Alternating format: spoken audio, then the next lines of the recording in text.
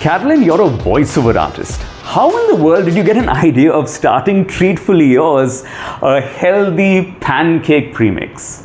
Well, Craig, the idea, honestly, for Treatfully Yours came to me in a dream. I did not intend for this to happen, but I just had a dream about, I think it was close to 6 years ago, wherein I had made this pancake premix and I saw it being sold, on shelves in stores. And I have to say, I do have a bit of a background in food blogging, so it wasn't completely out of the ordinary, but still. So I remember waking up the next morning, going into the kitchen and, whipping up this premix that I had dreamt about. And guess what? It turned out really good. So I said, why not give this a shot, and I it was close to Christmas. So I made these mixes and gave it to my family and friends as gifts. And the response from them was phenomenal. So I thought, let's take a shot. And we literally launched 2 months later in the month of Jan. Just an idea. Did not expect it to take off as much as it did. We started very slow, but here we are today. That's amazing. That's amazing. So how many flavors do you now have? Well, we've got 5 flavors of pancakes. We have a chocolate chip, which was the original, and it's still our bestseller, I have to say. Chocolate chip, we've got a vanilla butterscotch, a banana blueberry, a strawberry, and a gingerbread flavor in pancakes. And we also do a really, really nice jaggery hot chocolate. Which is your favorite? My favorite is the vanilla butterscotch. Okay. I absolutely love that flavor. Again, one of our all-time bestsellers for a reason, obviously. But yeah, that's my favorite. Okay. So what were the key factors that help you scale from a homemade recipe to being listed on quick commerce platforms like Blinkit? Well, it was a whole process. I have to admit that we got onto Blinkit only recently, a few months ago, because we're still a homegrown brand. A very, very important factor to note. Homegrown brands, I think it takes us a little longer because that means we're not funded yet. But it was always my intention to make this product available to the masses because I genuinely believe in the product. The reviews that we've received from the product have always been, 5-star. And I said, I just want this to reach as many people as it possibly can. So obviously, quick commerce was definitely on the cards for us also because of people just waking up and maybe deciding to have pancakes on the spur of the moment. And what better way to order it and receive it in 10 minutes. So it was challenging to get on Blinkit, but you need to have all of your certifications, all of your licenses and your trademark, which we've done and we have in place.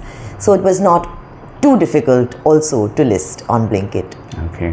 What are the challenges on being listed on a quick commerce platform like Blinkit? Well, the biggest challenge for any brand across any platform, to be honest, is always going to be finance. You need to have, the brand needs to have enough of finances to be able to spend and splurge, I would even say, on marketing costs, on ad costs. The more money you push into advertising and marketing on these various platforms, be it Amazon, be it Blinkit, be it your website, anywhere, the more spends that you put into your ads, the more reach it gets, which then obviously translates into more sales. So for us as a brand that is, not funded yet, for us, I think that is the big challenge, to be able to push the number of zeros that are required to actually grow on these platforms. Okay. What about production? Like, how does that work? Do you all have a particular unit where you'll produce and the whole supply chain? Talk to us a little bit about the production of this amazing product. So a lot of people are always very surprised when I say that we're still manufacturing from home.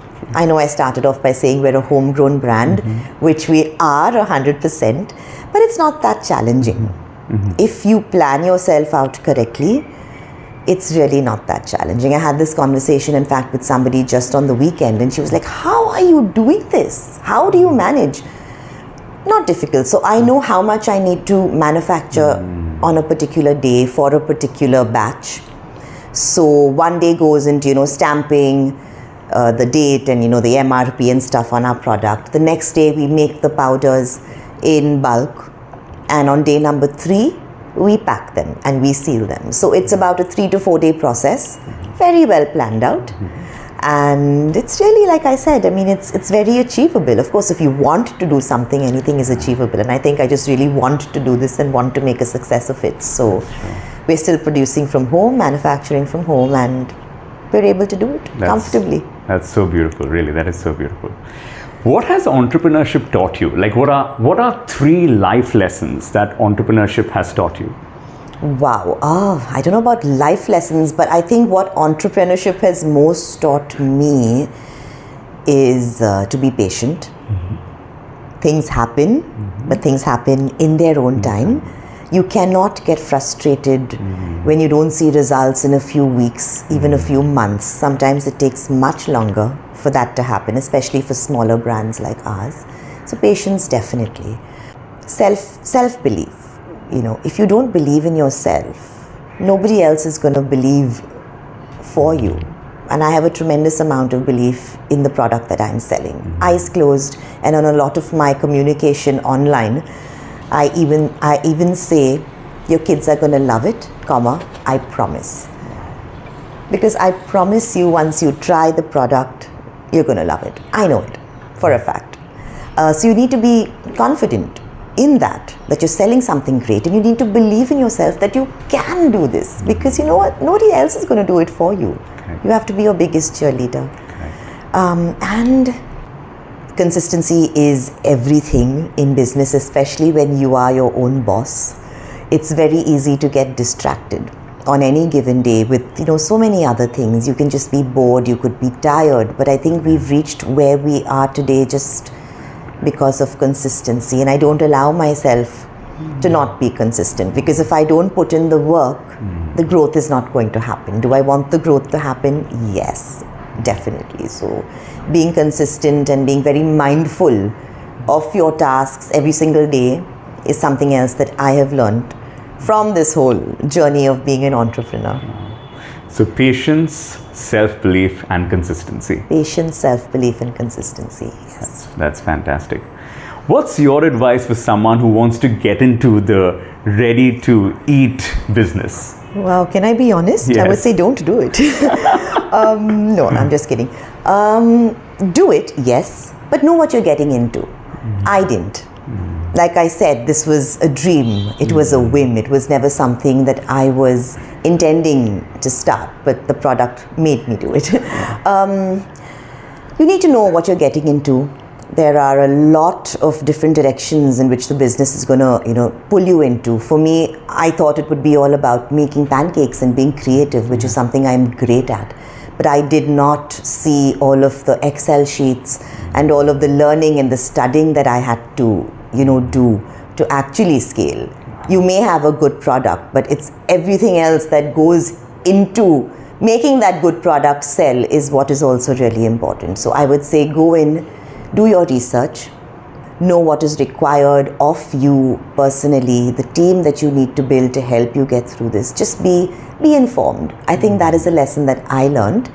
So I'm still studying now as I'm, on this journey. But half of this I did not know 6 years ago when we first started out. Man, that is candid and clear as can be. Always honest. Beautiful. When I see your Instagram profile, it is always buzzing. You're an entrepreneur, a voiceover artist, a singer, a master of ceremonies. I want to know, how do these skills play into each other? Well, it's easy for me because I have never hidden my personality away from even my business page. The Treatfully Yours Instagram page sees a lot of the other madness you might see on my personal account. I love to sing. I'm a voiceover artist. I love to dance. And, my personality kind of plays and shines through on both the pages. I don't believe you can sell a product just by showing a bunch of pretty pictures. That's not enough. People want to know who they're buying from. And I think with all of the thousands of customers we've served over the last many years, they know who they are buying from. And that is me, a genuine person, always speaking about her brand, talking about it in fun ways, and not just, having pretty products and pretty photography, which yes, we do need to have as well. But I think your personality needs to shine through. And I just love living life queen size, I have to say. I love to do all of those things, and so I do it because it makes me happy. I don't do it for views or for likes or for engagement. I do it because it genuinely brings me joy, and I'm really happy to see that people can also see the same and identify with, you know, what my mission is on Instagram. And I think I've been given a voice, right? I'm a voiceover artist as well. And I'm constantly using my voice to just, you know, encourage and inspire and uplift. And I think if I've been able to do that successfully, then I'm really happy. It's amazing. So Carolyn, what is one business advice that you would love to share with entrepreneurs? Have fun while you're building your brand. Have fun while you're scaling your brand. Because I know how challenging it can be to scale, especially homegrown brands. Any homegrown brands here watching this, it can be very, very tiresome.